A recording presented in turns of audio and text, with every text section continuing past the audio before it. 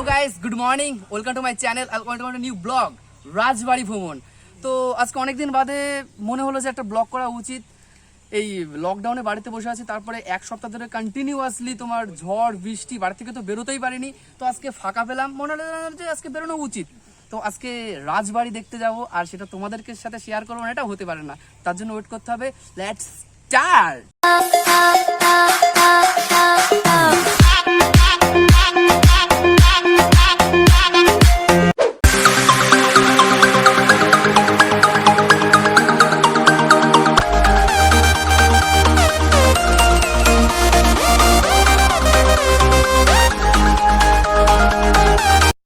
কষ্টের পরে, অনেকটা জার্নির পরে শেষমেশ ফাইনালি এসে পৌঁছলাম রাজবাড়ির গেটে।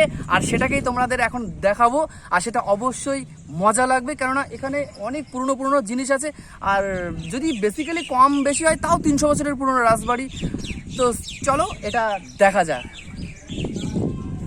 এই সেই রাজবাড়ির পুরনো গেট। হ্যাঁ, এখান থেকে আমাদের ইন্ট্রো হবে।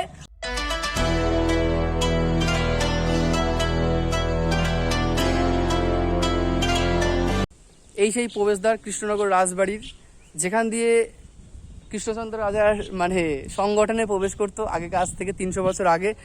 তো সত্যি কথা বলতে একটা মানে পার্টিকুলার ডেট থাকে বা সময় থাকে, যা ওই ডেটে আসলে হয়তো ঢুকতে দেবে, কিন্তু আজকে কোনো চান্সই নেই ঢোকার।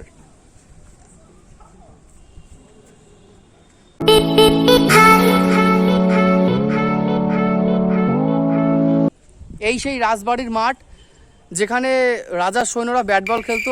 সেই কালে তো ব্যাট বল খেলতো না, ওই মানে ফুটবল, আরো ঘোড়ার পিঠে যত লড়াই। তারপরে এই যে এই মাঠে দাঁড়িয়ে রাজা শুলে চড়াতো।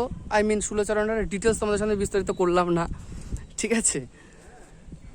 আর এই যে গাছটা দেখতে পাচ্ছ, এটা নাকি 500 বছরের পুরনো, রাজা কৃষ্ণচন্দ্র লাগিয়েছিল। আর যে ফাঁকাটা দেখতে পাচ্ছ, এখানে নাকি মানে সেই বড় একটা সাপ বসবাস করতো। এখন বেসিক্যালি নেই, থাকলে হয়তো ভিডিও করতে পারতাম না।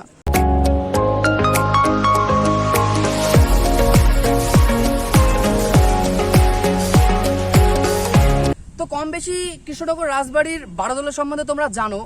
তো এই সেই মাঠ, যে মাঠে পাক্কা 1.5 মাস ধরে একটা বারোদলের বড় উৎসব চলে। এই কোভিড সিচুয়েশনের জন্য 2 বছর এই মেলাটা পুরো স্থগিত আছে।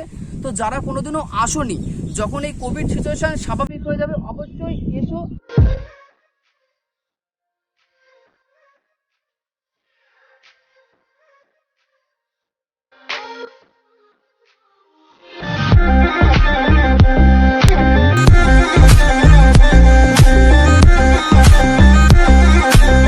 এখন কোন রকম পরিস্থিতি নেই ঢোকার, আমি জাস্ট একটু ক্যামেরা করবো, তারও কোনো পরিস্থিতি নেই।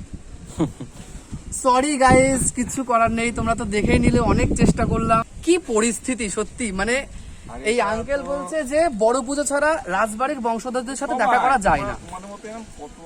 তার মানে পরিস্থিতি, ওরা এখন সেলিব্রিটি, মানে রাজার নাতির ফুপুর কাকার মাসির পিসির নাতি, তার সাথে মিট করতে হলে এখানে অ্যাপার্টমেন্ট লেটার জমা দিতে হবে, তাই তো আঙ্কেল?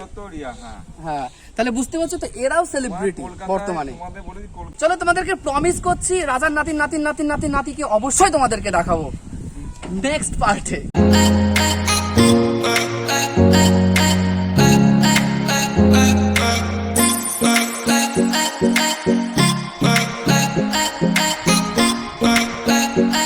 তো বেসিক্যালি কম বেশি সবাই জানো যারা এসছো এই রাজবাড়িতে, এই রাজবাড়ির পুরো পাশটা দিয়ে একটা দিঘি আছে।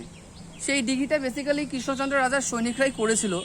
তো দিঘিটা করার নাকি কারণ একটাই ছিল, যাতে অন্য রাজ্যের রাজারা বা অন্য রাজ্যের সৈনিকরা বা তার দূত যেন এই রাজবাড়িতে হামলা না করতে পারে, ডিরেক্টলি কোনো ক্ষতি না করতে পারে। তার জন্য ওই দিঘিটা নাকি করেছিল। এই সেই দিঘি।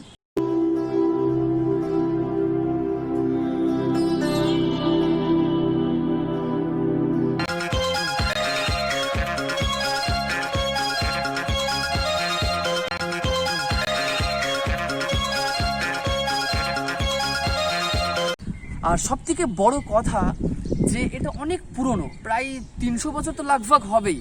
আর এখানে অনেক পুরনো জিনিস আছে, যেটা দেখলে তোমাদের অনেকটা আনন্দদায়ক দেবে। তবে এইটুকুনি তোমাদেরকে প্রমিস করছি যে ওদের পার্সোনালি একটা ডেট থাকে, যে ওই ডেটে পুরো রাজবাড়িটা ওপেন করে। তো সেই দিন এসে তোমাদেরকে পুরো সব কিছু দেখাবো।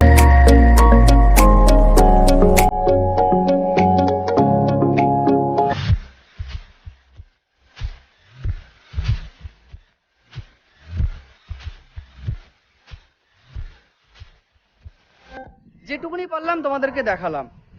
তো তোমাদেরকে তো কথা দিয়েছি যে পার্ট 2-তে অবশ্যই সেই পার্সোনাল ওদের যে ডেট আছে সেই ডেটে আসবো আর তোমাদেরকে সব কিছু দেখাবো।